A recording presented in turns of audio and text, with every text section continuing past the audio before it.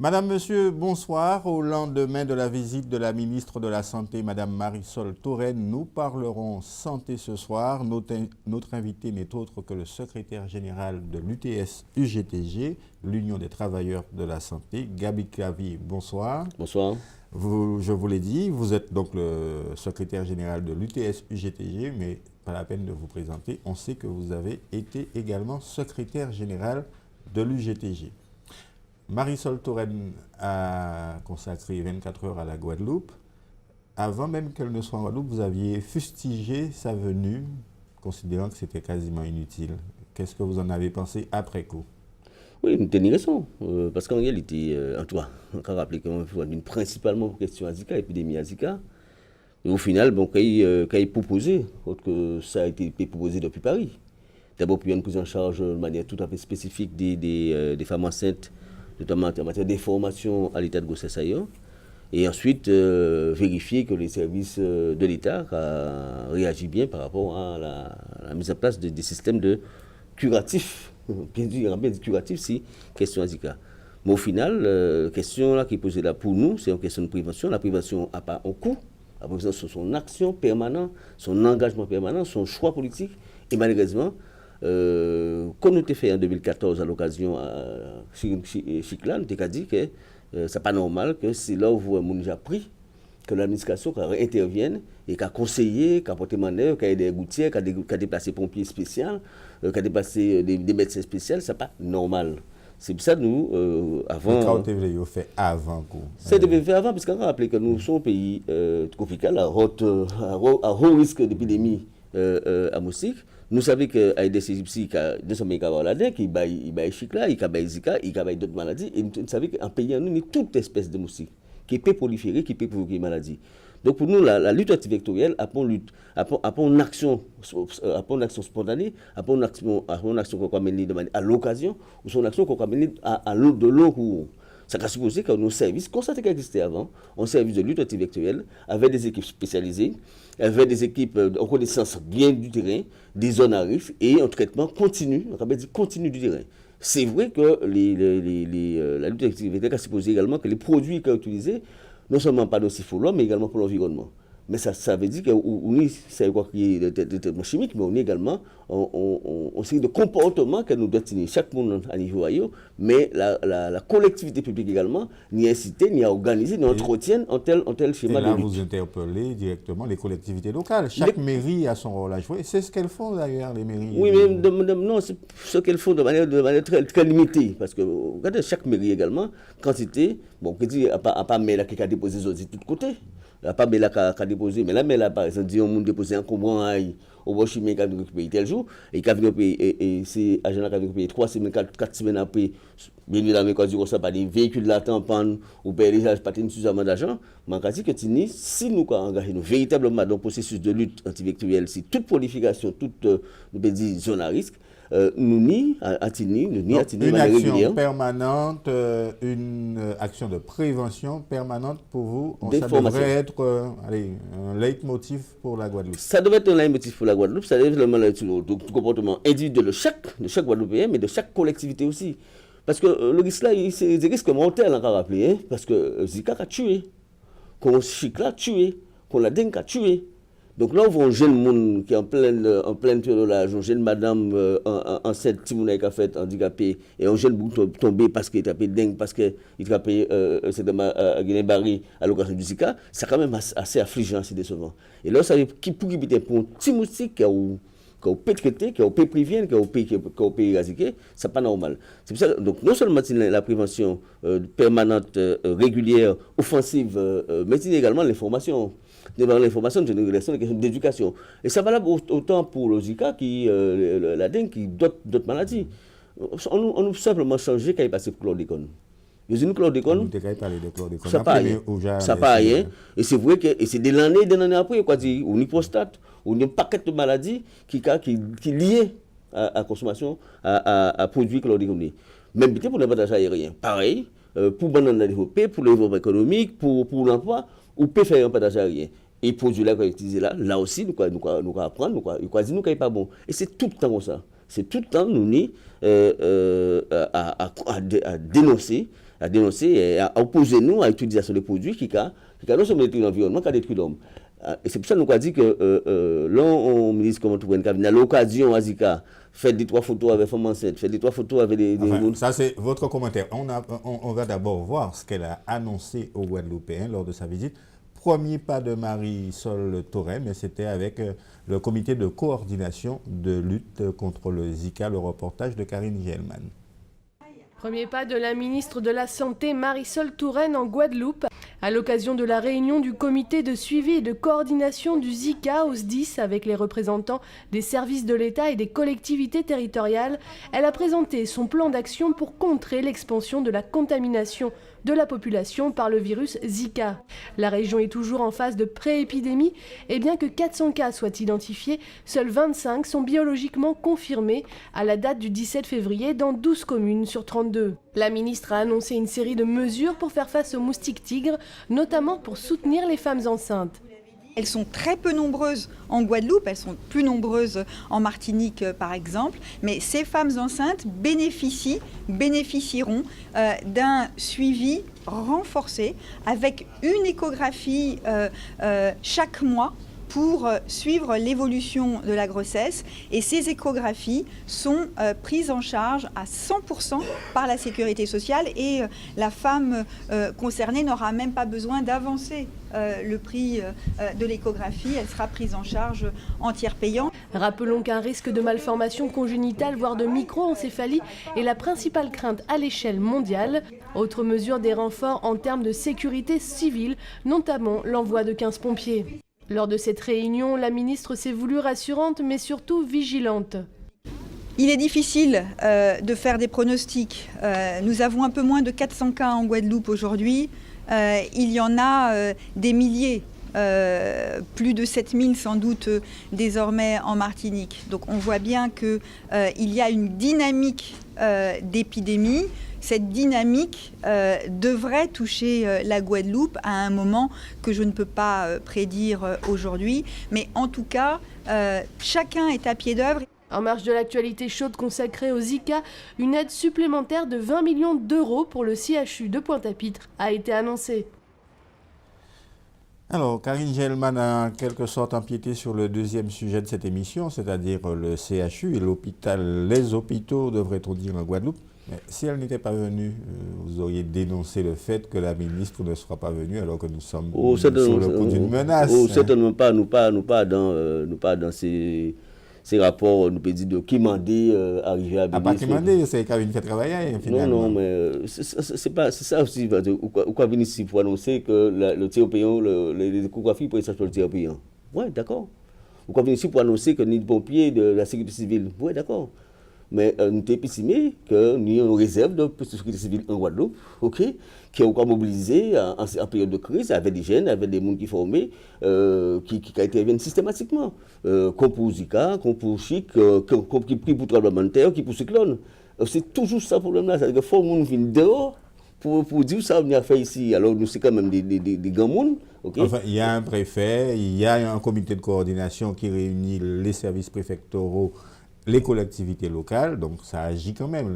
La ministre vient en dernier recours, si j'ose dire. Oui, en dernier recours, encore une fois, nous sommes épicimés, que de telles annonces, ce n'est pas des annonces qui nous ont fait à l'occasion de crise, des crises comme ça, ou quoi prévenir, d'autant qu'à rappeler que le Zika tue des milliers de monde dans le territoire français. Oui, mais personne, dans aucun pays au monde, on a barré la route. Si on vous comprend bien, il aurait fallu barrer la route au Zika. Ça ne s'est pas produit ni au Brésil, ni en Argentine, ni nulle part ailleurs. Mais justement, il faut une quand même expérience. Ça s'est passé au Brésil, en Argentine, en Colombie et dans les pays de la Polynésie. Il faut une expérience de gens qui ont développé, gens qui ont proliféré, de façon à ce que nous mettons en place des barrières, effectivement, pour éviter l'épidémie. En tout cas, pour restreindre l'épidémie. Donc ça, nous avons dit, c'est qu'à part nous pas dit que nous devons barrer moustiques, mais ça, nous avons dit, c'est que l'expérience d'autres pays doit être suffisamment intéressante pour ne pas prendre ça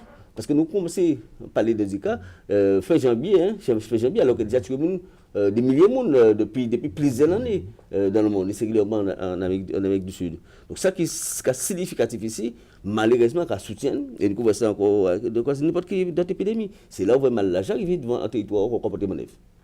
Et ça n'est pas normal. Pour vous, est-ce qu'il faudrait un pouvoir spécifique à la santé en Guadeloupe? Mais c'est une autorité spécifique à la santé. Il existe une autorité spécifique, c'est l'ARS. Oui. Mais là encore, de gestion, d'administration, si vous voulez. Une autorité politique, normalement, l'ARS, composée certainement d'administratif, mais également de politique. Je vais rappeler que le président du conseil régional, le président du conseil général, membre d'un comité de directoire à l'ARS. Donc, nous avons suffisamment d'autorité politique à l'ARS pour justement imposer ou proposer ou organiser des confrontations avec des systèmes invalidants, des situations invalidantes qu'on des épidémies. C'est pour ça qu'on a administratif, Richard, directeur général de l'ARS, peut prendre des décisions en lien avec l'administration centrale à Paris, mais on a quand même des politiques guadeloupéens. Nous parlons des collectivités, des présidents des maires, des présidents du comité d'agglomération, les présidents du conseil général, du conseil régional, qui s'est rappelé comme membre de l'NCRT et président du conseil de surveillance à CHU, par exemple. Okay? Nous voyons Anselme également, qui est président du conseil de surveillance à Bastère. C'est des politiques qui ont en tête avec tous les hôpitaux. Donc, ils doivent être au fait des difficultés de gestion de l'administration des hôpitaux, mais également de toute lutte qui est menée en Guadeloupe sur toutes les maladies invalidantes.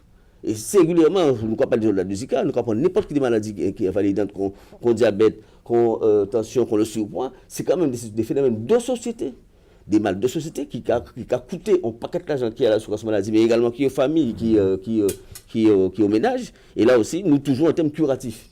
Alors, bien évidemment, on parle de prévention. Pas manger trop salé, pas manger trop de sucre, pas manger ci, faire attention à manger, pas fumer, pas boire. Bon, on comprend cet exemple, la médecine du travail, ou bien la médecine scolaire, la prévention dès l'école. Tout le monde savait que ces comportements déviants là, en matière de consommation, et conséquences sanitaires, ça a commencé dès le jeune âge, le plus jeune âge. Et là où on fait chose en Guadeloupe, parce que n'importe qui comme Guadeloupe, là où on fait quantité de monde qui a fait la queue pour acheter poulet frites, bokit, avec tout l'aspect de ketchup dedans, nous quand même n'ayons problème en termes d'information et de communication. Donc ça aussi... C'est de la responsabilité aussi des citoyens. C'est de la responsabilité des citoyens, très certainement, ok. Mais la responsabilité de la collectivité publique, ça dit que là, vos citoyens là, ça pris, c'est nous tous qui payons. Et comme c'est nous tous qui payons, nous sommes capables d'être citoyens là, ça va. Non limite. Victorien Lurel a tenté d'avoir une action, par exemple, sur le sucre. Vous avez apprécié ça? Ah, mais il a été au lobby également dans les ports de distribution. Mais ça, c'était un coup médiatique à Victorien Lurel, on a rappelé aussi, puisque si c'est pour parler de sucre en yaourt, on peut parler de sucre dans les limonade, dans les boissons, dans tous les sodas qui sont fabriqués ici, qui sont apportés ici, qui est porté également. Et c'est l'ensemble de ça nous avons consommé qui a interpellé nous citoyens, mais également nous politiques. Et c'est ça que nous avons dénoncé, c'est que nous, malheureusement, et tout système hospitalier, tout système de soins organisé à le curatif. Si je dis là, on est des établissements qui sont très riches en santé, c'est des médecins qui sont très riches. Vous faites allusion à qui, à quoi? Parce que les eaux claires. Oui. Les eaux claires, il a fait une idée. Pour ça, vous n'avez pas nous longtemps. Non, nous sommes comme une grève dans tous les établissements de santé. Une fois que les revendications qu'on nous a posées en termes de conditions de travail, de salaire, de qualité, tout ce qu'on n'a pas respecté, et ou pas qu'à côté nous avons organisé ça qui n'est organisé. Mais on veut dire que c'est des acteurs de santé qui riches grâce à la maladie. C'est plus une malade, et je dis là, même dans l'hôpital, entrer dans chez Malassa également, faire en sorte qu'il y ait plus de clients, gagner des parts de marché, soigner et pas soigner, prendre plus de monde en charge, on ne va pas dire soigner, prendre plus de monde en charge, de façon à ce que gagner l'argent pour payer charge. Autrement dit, système français là, c'est financement des hôpitaux, publics comme privés, c'est recettes dépenses. Où vous devez être capable de dépenser, il y a qui ça, ou quoi? Ou engranger. Autrement dit, plus vous engagez, vous garantir un marché. C'est pour ça que ça va passer aussi, parce que l'ARS, responsabilité à l'ARS, c'est de mettre un catalogue à disposition des différents commerçants, des différents offreurs de santé, des offreurs de santé publics privés. Il peut être en individuel, il peut être en établissement privé, association, salle ou hôpitaux. Des offreurs de santé qu'a proposé l'ARS d'exécuter en lieu et place à eux, en mission de service public qui c'est prise en charge à diabète, attention, à tout accident de la vie publique, urgence et compagnie. Et c'est offreur de santé, ça qu'a proposé la population service à eux.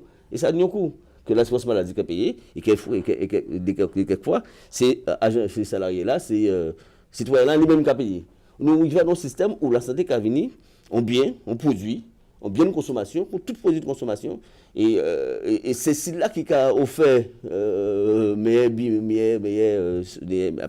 pas obligé mais là. Il dit service et puis ça échappe à bouche. Qui a fait mais service là pas obligé mais service là qui a dit marché là. Jod là un établissement comme le CHU avec plus de 3000 salariés qui a fait moins d'activités de chirurgie que les eaux claires qui n'a à peine 300 salariés. On va parler de l'hôpital puisque c'était le deuxième temps fort de la visite de Mme Marisol Touraine.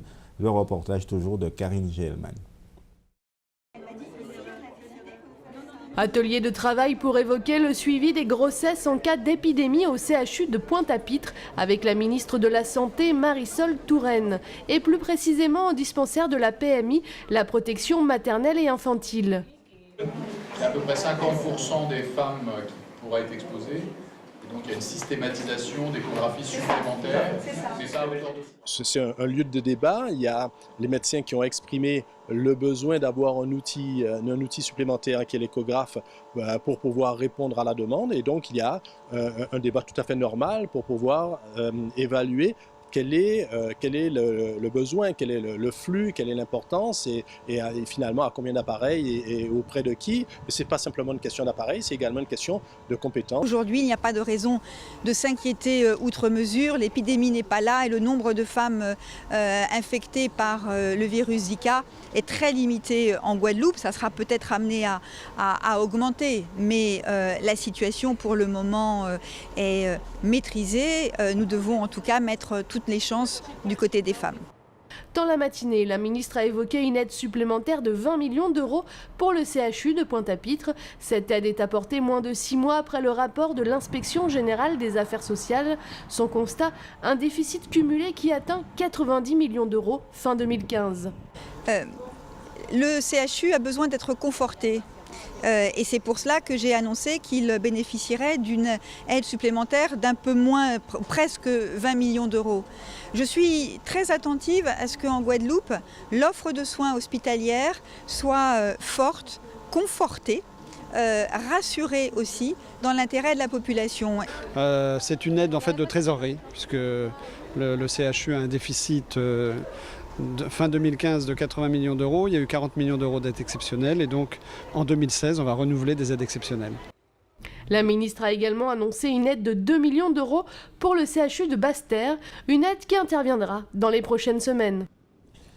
Alors, c'est d'abord ce qu'on a retenu, 20 millions d'euros pour le CHU, une petite somme également pour le centre hospitalier de Basse-Terre.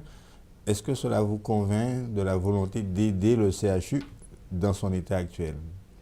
Mais là aussi, nous faisons un contre-pied, puisque le contre-pied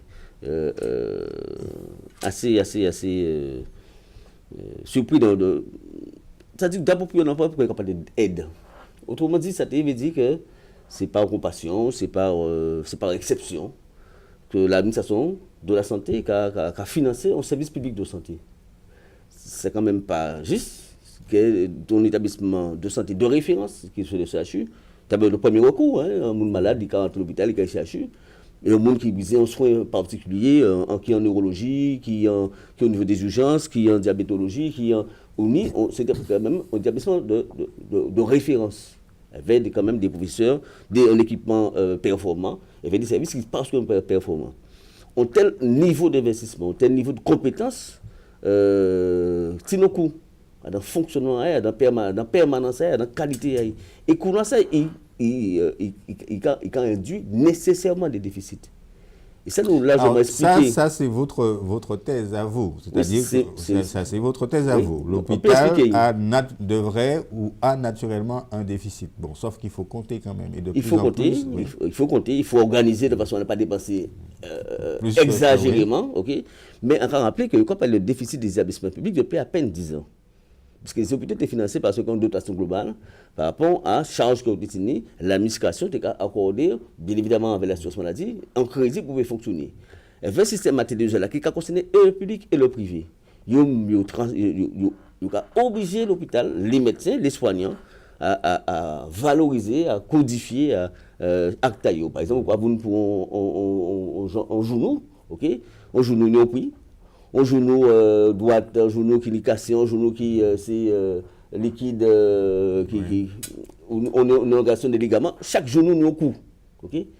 Et maintenant, ils font opérer là, font un rapport, font un compte rendu opératoire, mais également fait tout ça, ils font un genou là. Et souvent, ça, ils arrivent au CHU. En tout cas, les techniciens, les médecins, les personnels soignants, ils ont reproché le CHU de mal coder Actayo. C'est-à-dire qu'ils n'ont pas dit tout ça, ils ont fait sur un genou, par exemple. Et donc, si un genou c'est 5 000 €, l'hôpital peut arriver à perdre 5 000 € parce qu'il peut mettre tout ça qu'il a fait en genou. Et donc, c'est des dizaines de milliers d'euros, des centaines de milliers d'euros, comme ça, le CHU appelle chaque année. Chaque année, le CHU appelle de 17 millions d'euros, 7 millions d'euros. Rien que par rapport à cette défaillance-là. Entre 2004 et 2014, le rapport, il a ça, c'est près de 68 millions d'euros que le CHU pète comme ça. Millions d'euros. Okay?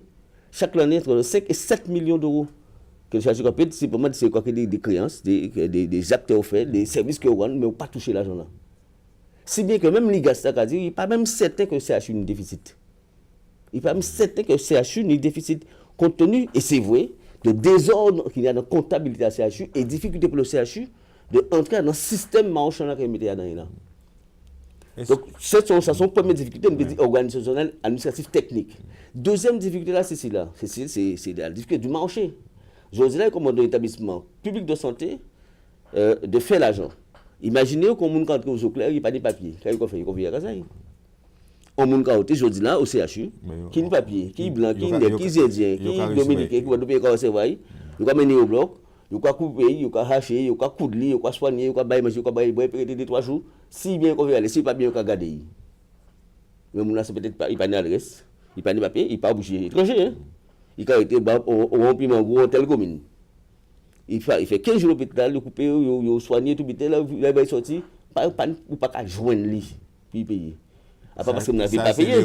Les créances non recouvrées, donc on parle à la fois en Martinique comme en Guadeloupe. Exactement. Donc on a des dizaines de millions d'euros pour ça, parce que sont un service public où amener à recevoir le monde. Mais ça aussi, les restes, l'État a pris en compte par des dotations spéciales. C'est pour ça qu'on dit que l'on va coller toutes ces situations-là, qu'on n'a pas qu'à tout faire dans le secteur privé là. Secteur privé là, on est carte vitale là, on est l'argent liquide, on est en référence, je comprends en charge, vous ne ça ou pas rentrer. Mais là, on va rentrer. Là, l'établissement privé a constaté qu'il a coûté trop cher parce que chez vous, il était trop longtemps. Parce que quand fait l'argent avec mon les 2-3 premiers jours, après ça, c'est l'hôtellerie. Si vous constatez qu'il était trop longtemps, il va transférer à l'hôpital. Et si vous constatez que comme moi, mais ailleurs, il va faire bilan, il va passer en haut, labo et compagnie, radio, il va faire à l'hôpital. Pour que là, vous venez chez vous. Et c'est comme ça que ça a passé. Le système marchand fait que le service public hospitalier... Donc, vous êtes en train de nous dire que les 86 millions, c'est ça, hein, 86 millions d'euros de déficit, ça n'existe pas réellement. C'est l'IGAS qui a dit. L'IGAS qui a dit qu'il n'est pas même certain qu'il y ait autant de déficit. Il sait qu'effectivement, nos déficits liés à ce coût particulier. Par exemple, on va prendre un exemple précis. On a des équipements particuliers qui sont hyper bas. Ça qui a cherché. Mais c'est une machine, c'est un équipement qui peut fonctionner 2 fois l'an. Mais les gens sont obligés de qui sont hyper bas. On fait un accident de projet pour ramener en forme, fournir ça. Qui ont fait un accident de projet pour faire voyager en Martinique, en France, ce n'est pas possible. On a des services très précis, le bloc opératoire du CHU ouvre 24 heures sur 24, 7 jours sur 7. Les urgences, 24 heures sur 24, 7 jours sur 7. Aux urgences, si c'est 5 personnes qui font le matin, 5 personnes l'après-midi, qui vendent, qui gagnent, qui prennent le 1er janvier, qui 30 décembre, on est 5 personnes le matin, 5 personnes l'après-midi. Effectivement, quand il va aux urgences à midi, ça vide, à midi et demi, il plein. C'est ça le service public. Mais ça a un coût. Et ça a un coût qui est lié, nous dit, à obligation que nous avons de donner un minimum d'assistance pour le monde qui est malade. Donc, mais ça aussi, l'administration a dit qu'elle prend en compte par des financements particuliers. C'est pour ça qu'elle dit qu'on ne peut pas parler de déficit réellement du service public, déficit financier, on veut dire. Autrement dit, ça veut dire que l'hôpital a dépensé trop par rapport à ça, par rapport aux recettes qu'il a fait. Autrement dit, c'est pour l'hôpital faire recette, faire l'argent et faire la maladie. qu'on service privé là qu'a fait, on cuisine. Alors, l'un des éléments que vous avez évoqué, notamment lorsqu'il a été question de la reconstruction, on vous a beaucoup parlé du personnel et vous refusez systématiquement de reconnaître on a beaucoup parlé d'un personnel pléthorique aussi au CHU. Mais il ne va pas même parler de ça encore. Puisque le dernier rapport à l'IGAS à 2013, font un calcul arithmétique. On y a à peu près 50 millions d'euros de déficit. Ou quoi diviser, mon argent public c'est 45-50 000 euros par an.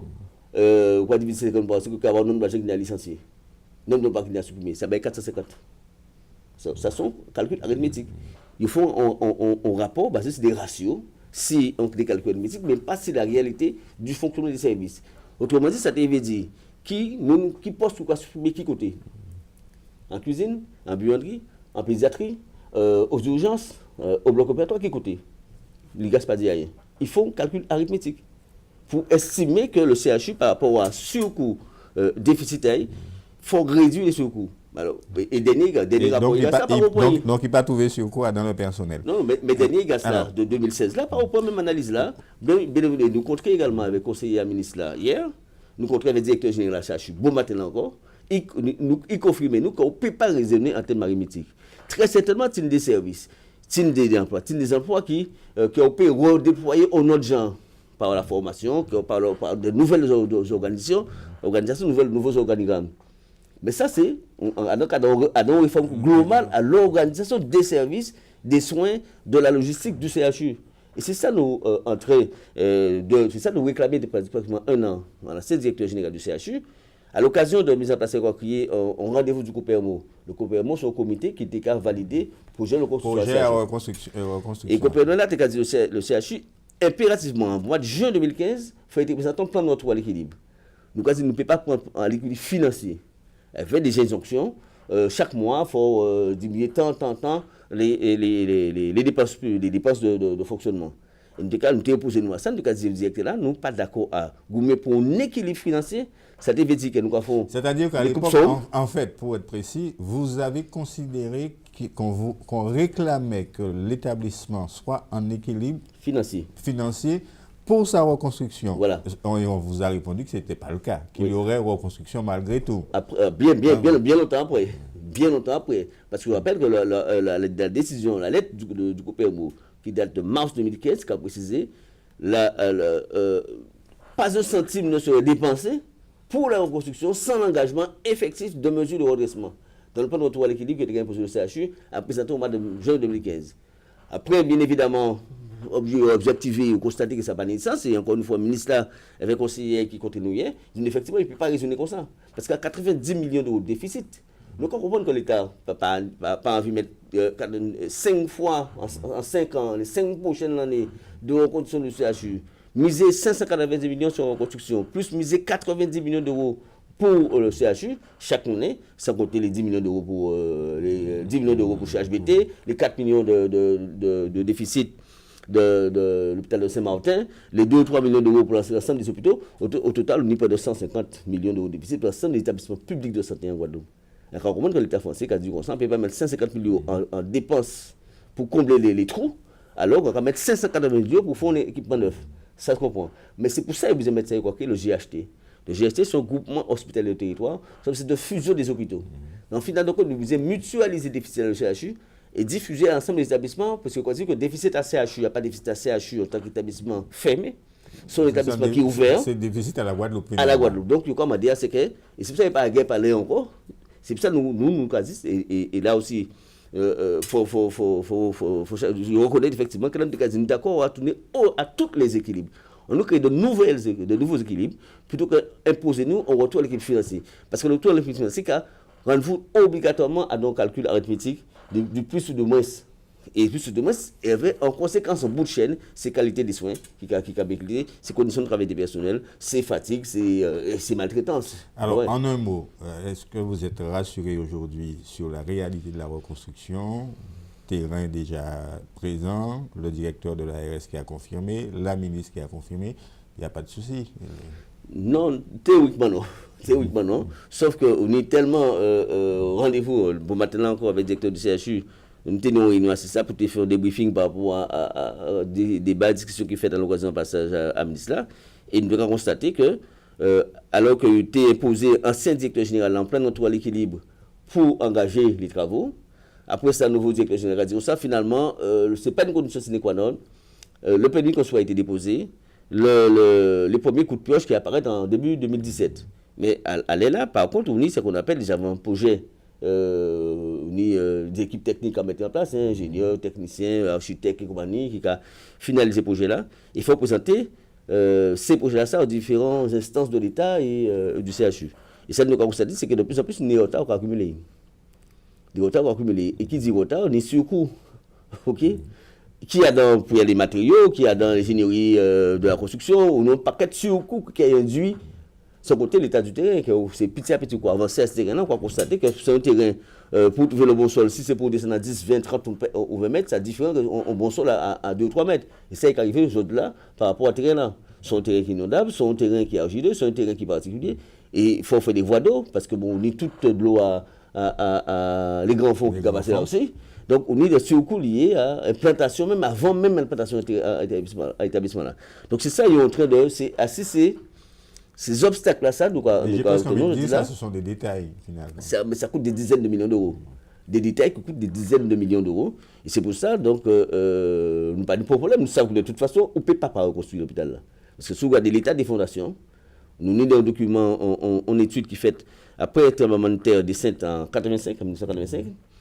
Dès 1985, il a signalé que les fondations du CHU, non seulement peuvent résister. C'est béton, béton qui des fois qui est inondé, c'est béton qui est cassé, c'est ferraille qui apparaît, c'est des voiles béton qui sont fissurés. On a des analyses de techniciens qui ont établi que de toute façon, l'établissement est résistant pour comme le terre sérieux.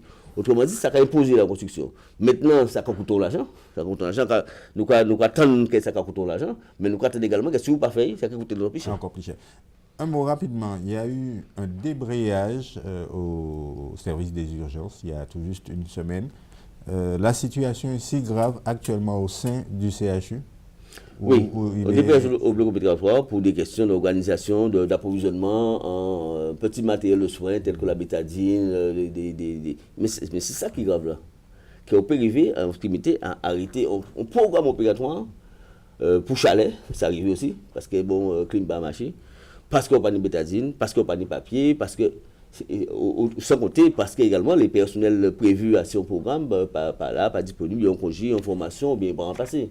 C'est à niveau là, ça nous y est. Mais là aussi, c'est conséquence au fait que, quoi dire, que le plan a dépassé tout. Autrement dit, là, Richard parle de dette de trésorerie.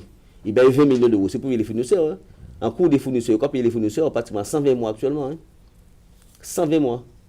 C'est des dizaines de millions d'euros. Alors, en préparant cette émission, j'ai regardé un peu l'ensemble des mouvements que vous avez menés, et vous notamment à l'UTS, je parle des syndicats en général, mais vous à l'UTS UGTG, Selbonne, CHU, CHBT, etc. Mais pourquoi il y a autant de mouvements de grève au sein des hôpitaux publics en Guadeloupe? Mais heureusement, imaginez qu'il n'y a pas de mouvement.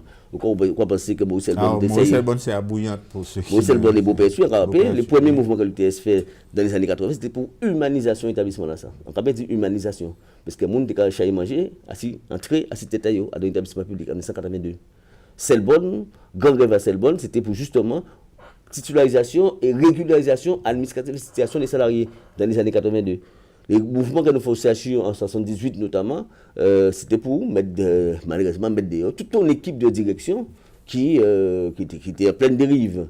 Dernier mouvement que nous faisons au CHU en 2012, c'était pour intégrer les personnels contractuels, 400 personnels contractuels. La loi a permis que ces personnels-là, diplômés, qui depuis longtemps, ils ont maintenu une situation précaire. Nous avons une opportunité qui est ouverte à l'ensemble de la fonction publique en général, qui a obligé les établissements à procéder à la titularisation des personnels contractuels, qui étaient non seulement d'ancienneté et qui ont des titres de diplôme pour occuper les postes qui ont été proposés.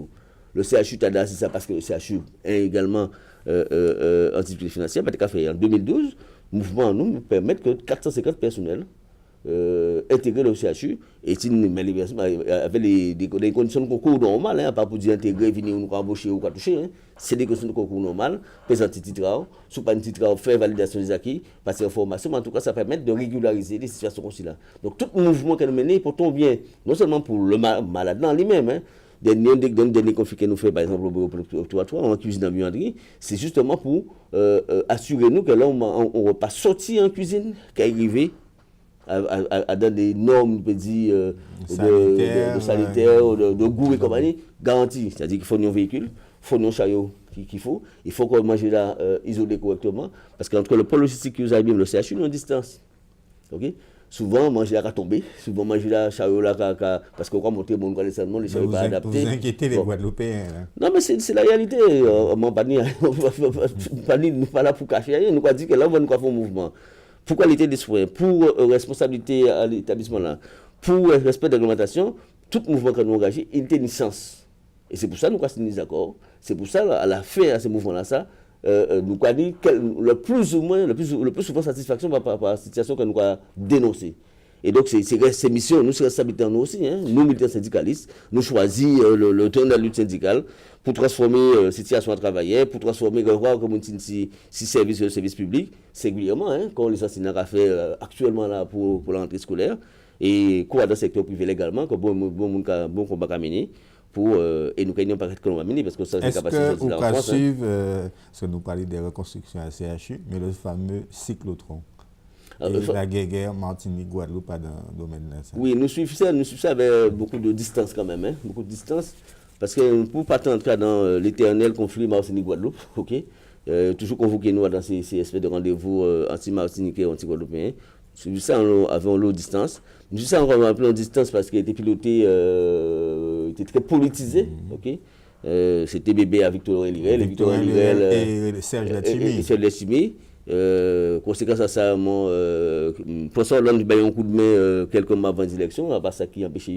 Pour vous, c'est un coup de main à François Hollande pour Victor Lirel? Oui, pour Victor Lirel, absolument. À Victor Lirel. Et ça qui est, autrement dit, mais à part tout dire ça, mais question de fond qui est posée là. Votre analyse à vous, voilà, mais la question de fond, est-ce qu'il faut un cyclotron en Guadeloupe et un autre en Martinique? On parle de deux cyclotrons de dimensions différentes. Quelle est votre analyse de fond sur ce dossier? Analyse de ces questions-là, c'est toujours la même question-là. C'est un investissement aussi coûteux. Pas un investissement en machine, en équipement, mais en entretien, ok, qui me paye. Parce que ça aussi, ces questions-là, ça qui est important. Ça important, ça prévu. Dans le schéma régional de la santé, il prévoit effectivement un cyclotron en Guadeloupe, ok. Mais encore une fois, c'est qu'à réalité, il y a coût d'investissement là et coût d'entretien, coût de fonctionnement en tel investissement. Mais par contre, en termes de santé publique, c'est quand même un équipement qui est particulièrement performant si investigation sur les cancers. Okay? Et c'est pour ça que nous avons dit que pour qu'on tel débat qu'a posé entre Martinique et Guadeloupe, nous avons des utilités publiques et en santé publique en tel équipement. Le débat se pose parce qu'il faudrait que, s'il était installé en Martinique, il faudrait financer le coût du voyage vers une île ou vers l'autre. Mais c'est justement ça, nous avons dit, si il est aussi essentiel qu'il y ait implanté en Guadeloupe ou en Martinique par rapport à, parce que c'est une dépopulation, ça fait les deux qui fait 800 000 habitants, hein, okay? Si on a un investissement pour 800 000 habitants, capable de servir les 800 000 dans des conditions de performance équitables, pourquoi nous dénions la guerre? Sauf à organiser les transferts les transferts qu'il faut en matière d'équipement et d'outils d'analyse à ces investigations-là. Mais on veut dire que si la question du cyclotron était posée de manière froide et sans confrontation politicienne, on persuadé qu'elle était déjà résoudue. Qui est en termes d'équipement, acquisition d'équipement là, mais qui est en termes de financement des frais de fonctionnement. Quand vous avez entendu 20 millions pour la Guadeloupe, pour le CHU, 58 pour la Martinique, vous avez compris la différence. Non, sauf que la Martinique, là, avec 3 établissements, il y a 260 millions d'euros de déficit. 2015, 260 millions d'euros de déficit. Alors que fusionné. Le centre Zob d'Akitman est dans une situation catastrophique. Alors que c'est un établissement qui. Voilà aussi un choix d'organisation qu'il a fait. Il a fusionné 3 établissements. Lamentin, Trinité et il y a 2-3 ans de ça. Et Trinité et Zob d'Akitman. En 2012, justement. Il a fusionné 3 établissements au motif que l'établissement là, ça, ensemble, il fait des économies d'échelle. Résultat, 3 l'année après, c'est des centaines de millions d'euros de déficit, ça n'a pas changé rien. Par contre, il fermé au Lamentin. Un hôpital neuf. Là, vous fermez le Lamentin, l'hôpital tenait à peine 2 ans d'existence. Elles vont bloc neuf, elles vont cuisine neuf, elles avaient des équipements neufs. Mais ils ont réparti des compétences. Vous savez bien que par exemple, les femmes, ce qui Voilà. est la maternité, tout ça, ça a été transféré à Trinité, par exemple. Là, il y a eu une coordination qui a été mise en Mais place. c'est le même schéma qui est proposé ici. Sauf que nous disons que ce schéma qui est proposé en Martinique, pour des raisons financières et non pour de meilleure performance en termes de filière de soins. Parce que si vous raisonnez en termes financiers, c'est ça qui est Martinique. Hein. Non seulement le malade n'a pas bien soigné, et deuxièmement, ça coûte 2 fois plus cher. Mais si vous raisonnez en filière de soins, c'est-à-dire que le malade là, depuis domicile, un va-et-vient en liénage avec un médecin de ville, un infirmière à domicile, le soin hospitalier, le soin non hospitalier, ou peut-être des filières de soins qui, non seulement qui est intégré, qui de proximité, mais des filières de soins également qui pas coûter autant d'argent. Donc, résultat, je dis là, il y a organisé un filière de soins, mais qui est basé encore une fois sur le centre hospitalier, le soin hospitalier. Conséquence, le soin hospitalier qui a coûté 2 fois plus cher que le soin à domicile. Et c'est même question là qu'a posé pour les personnes âgées. Nous voyons que j'ai un développement pas qu'EHPAD en Guadeloupe, c'est le nouveau créneau des mers. Chaque membre est venu EHPAD pour avoir chaque maître venu en port de pêche, en terrain football, en médiathèque. Donc là, chaque vient en EHPAD. Si bien qu'on est en EHPAD Marie-Granat, il y a 40 places dedans, il y a 5 personnes. Il y a 40 lits, il y a 5 personnes dedans. Et les EHPAD qui ont cherché vieux corps à Kazayo pour dire que ça entrer ou qui est bien là. Okay? Mais il ne faut pas dire que je là. Avant, il n'y a pas de payer, mais à présent, ces jours, il n'y a pas de payer. Hein. À 3 000 € le mois. Un dernier mot que je voulais évoquer avec vous. On a vu Maître Harry Durimel, et non pas forcément en tant qu'avocat, mais en tant que leader des écologistes guadeloupéens, caribéens même, relancer le combat sur le chlordécone. L'UGTG n'y est pas vraiment. Non, c'est pas ça. C'est-à-dire que nous, en matière d'engagement, et l'UGTG de tous les combats, l'UGTG est toujours présent. L'UGTG avait une organisation du LKP également. À ces questions de la santé, c'est une des questions qui fait partie des accords du 4 mars du LKP. Donc, à ces questions avec le chlordécone, l'UGTG toujours à dans combat là. Nous, mais vraiment à nous pas de peut-être rendez-vous, nous pas de rendez-vous là, tel que proposé par Harry Durimel, mais les Guadeloupéens savaient que c'est toutes les questions de santé publique, toutes les questions qui intéressent la population, qui concernent la question de l'eau, qui question à l'école, qui question à la santé, notre organisation de l'UGTG, en plus, à dans le LKP là, nous toujours de l'offensive. Et le LKP bousez l'argent parce que notre cas organisé. Nous organisé demain à midi. Demain à midi, nous avons justement toujours demain à midi, demain un vote de repas. Pour nous garantir l'indépendance, nous aussi, parce que c'est ça aussi, hein. Faut les organisations, nous disent pas manger un maillot. Oui, nous un vrai trac là.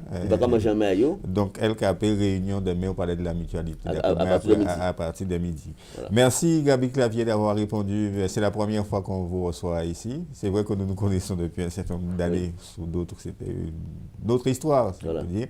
Merci d'avoir répondu à nos questions. Au programme ce soir sur Alizé dans un instant. Mais c'est vendredi, tout est permis. Je vous retrouve quant à moi demain 12h30 pour notre premier rendez-vous avec l'actualité régionale. Excellente soirée.